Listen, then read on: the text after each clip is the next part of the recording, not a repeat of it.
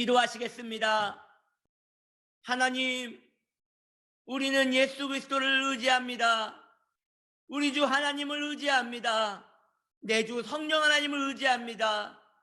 주님은 승리의 하나님이십니다. 그러므로 우리도 승리하며 나아가기 원하오니 이 새벽에 주님의 은혜를 우리에게 허락하여 주옵소서.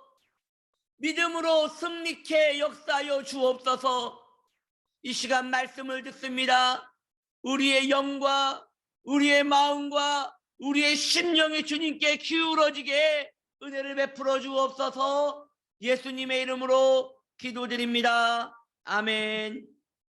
하나님 말씀 출애굽기 4장 3절 여호와께서 이르시되 그것을 땅에 던지라 하시매 곧 땅에 던지니 그것이 뱀이 된지라 모세가 뱀 앞에 피하매. 아멘. 오늘 지팡이 표적 네 번째입니다. 지팡이 표적 첫 번째 의미는 지팡이 되신 주님을 의지해야 함을 말씀드렸고, 지팡이 표적 두 번째 의미는 하나님의 통치에 대한 것임을 말씀드렸으며, 지팡이 표적 세 번째 의미는 이스라엘 백성들에게 하나님의 능력을 나타내기 위함인 것이라고 말씀드렸습니다. 오늘 지팡이 표적 네 번째 의미에 대하여 말씀드리고자 합니다. 바로 그리스도의 승리에 대하여 말씀하시기 원하시는 것입니다. 지팡이를 모세가 던질 때에 지팡이는 곧 뱀이 되었습니다. 여기서 뱀은 앞으로 만나게 될 원수 애굽 왕과 그의 세력들을 상징한다고 말씀드릴 수 있을 것입니다. 이 뱀의 도구로 말미암아 이스라엘 백성들은 430년간 고통을 받았습니다. 430년은 세대에 그 다음 세대에 그 다음 세대에 그 다음 세대까지 거듭해서 고통을 받았다는 것입니다. 즉 자기의 세대에서 끝나지 않는 그 다음 세대까지 넘어가는 영원한 저주, 벗어날 수 없는 고통을 의미하는 것입니다. 나만 고통받는 게 아니라 나의 자녀들까지 세습되어지는 고통인 것이지요. 절망입니다. 이것이 지금 이스라엘 백성들에게 닥친 저주이며 뱀의 독인 것이지요. 이 상황 가운데 이스라엘 백성들은 아무것도 할 수가 없었습니다. 모세는 연약한 이스라엘 백성들과 그들의 구원자이신 하나님 사이에 중재자로 섰습니다. 여러분, 이 모세, 하나님과 이스라엘 백성 사이에 중재자로 선 모세, 누가 생각나십니까? 그렇지요. 바로 우리 주 예수 그리스도가 생각나는 것입니다. 예수 그리스도께서 우리를 위하여 뱀의 꼬리를 잡으셨습니다. 애굽 왕은 계속 거부하고 마음을 강팍하게 하였지만 결국 항복하고 이스라엘 백성들을 보내줄 수밖에 없게 되었습니다. 그리고 이후 역사적 조언과 같이 출애굽 사건은 세대와 세대를 이어 하나님의 구원에 대하여 증거하는 스토리가 된 것입니다. 도구가 된 것입니다. 즉 세대와 세대를 계속 교훈하는 아름다운 하나님의 사건이 된 것이지요. 세대와 세대를 거듭하여 저주했던 뱀과 같은 애굽이 세대와 세대를 거듭해서 영광, 하나님의 영광을 증거하게 되는 표적, 즉 지팡이가 된 것입니다. 여러분, 이것은 지팡이를 사용한 그 표적과 너무나 어울리지 않습니까? 지팡이를 던졌습니다. 뱀이 되었습니다. 뱀의 꼬리를 잡았습니다. 하나님의 권능에 다시 지팡이로 변했습니다. 애굽이 그러했습니다. 애굽은 이스라엘 백성들을 괴롭히는 뱀과 같았습니다. 독리를 가진 뱀과 같았습니다. 그런데 예수 그리스도께서 그 뱀의 꼬리를 잡으시자 그들의 완악함과 그들의 악함과 그들의 못된 오랜 시간 동안의 그 저주는 거기에서 벗어나게 된 이스라엘 백성들이 하나님을 영원토록 찬양하게 되는 스토리, 즉 지팡이가 된 것이지요. 우리는 뱀 앞에서 무력합니다. 애굽 앞에서 무력합니다. 그러나 우리 주 예수 그리스도는 강하십니다. 할렐루야. 주님께서 이기셨습니다. 예수 그리스도의 승리는 곧 성도의 승리입니다.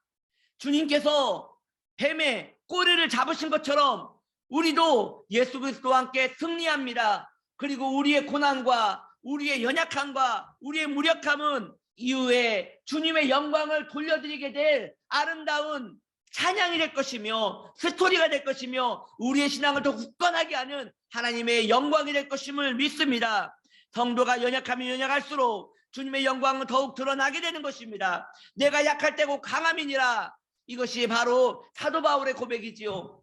여전히 연약하고 여전히 안 되는 것이 있고 여전히 환경적인 변화는 보이지 않습니다. 그런데 나는 주님의 힘을 의지하여 버티었고 믿음으로 견디었고 기도로 나아갔습니다. 그리고 끝까지 예수 그리스도를 붙들고 든든하게 섰습니다. 그런데 어떻게 되었습니까?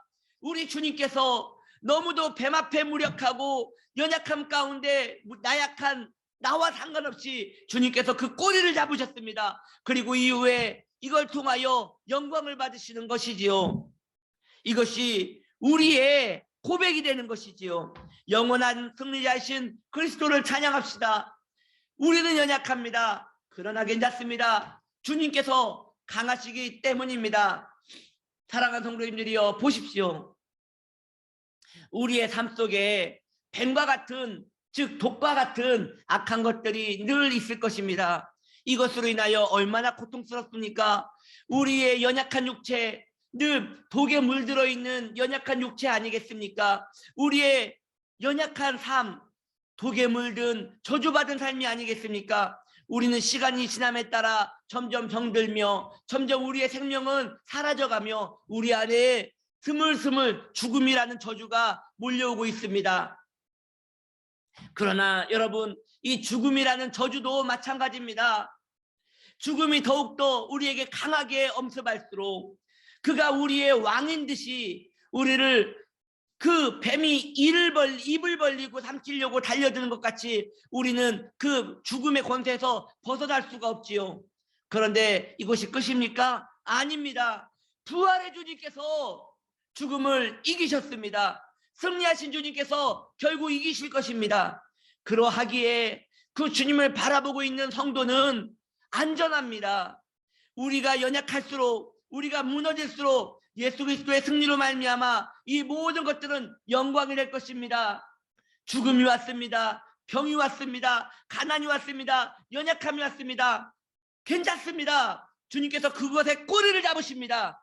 그리고 그것은 곧 주님의 도구가 돼서 나를 강하게 만들고 나를 영광스럽게 만들고 나를 주님을 더 사랑하게 만들고 내 생명을 부유하게 만들고 나를 예수 그리스도 없이는 못 사는 그런 하나님의 사람으로 만드는 도구가 될 것입니다. 이 놀라운 아이러니, 이것은 주님밖에 할 수 없는 놀라운 축복인 것입니다.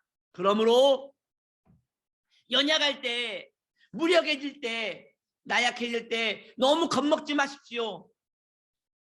그것이 아무리 난리를 쳐도 결국 우리 승리자 예수 그리스도께서 그것의 꼬리를 잡는 순간 그것은 모두 나에게 유익이 될 것입니다. 그렇게 괴롭히던 430년 동안 괴롭히던 애국 사람들이 평생에 예수 그리스도를 증거하는 도구가 되지 않습니까? 평생의 간직거리가 되지 않습니까? 이스라엘 백성들의 신앙의 기초, 애굽에서 건지신 하나님을 찬양하게 되는 도구가 되지 않습니까?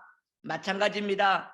우리의 삶에 완악하고 간교하고 악한 것들이 많으면 많을수록 주님께서 그 꼬리를 잡는 순간 그것은 주님의 도구가 될 것입니다. 나와 하나님의 관계를 더 돈독하게 하는 도구가 될 것이며 결국 이후에 세대와 세대를 이렇게까지 주님을 높여드리는 아름다운 도구가 될 줄 믿습니다. 할렐루야. 여러분도 믿으시지요? 그 주님을 신실하게 바라보며 나아가는 저와 여러분 되시기를 예수님의 이름으로 축복합니다. 빛이 있으라. 아멘. 기도하겠습니다. 주님을 찬양합니다. 주님께 영광을 돌립니다. 우리의 나약함과 우리의 저주와 우리의 연약함은 주님께서 우리에게 일으킬 놀라운 영광에 비하면 아무것도 아닌 것입니다. 주께서 꼬리를 잡으십니다.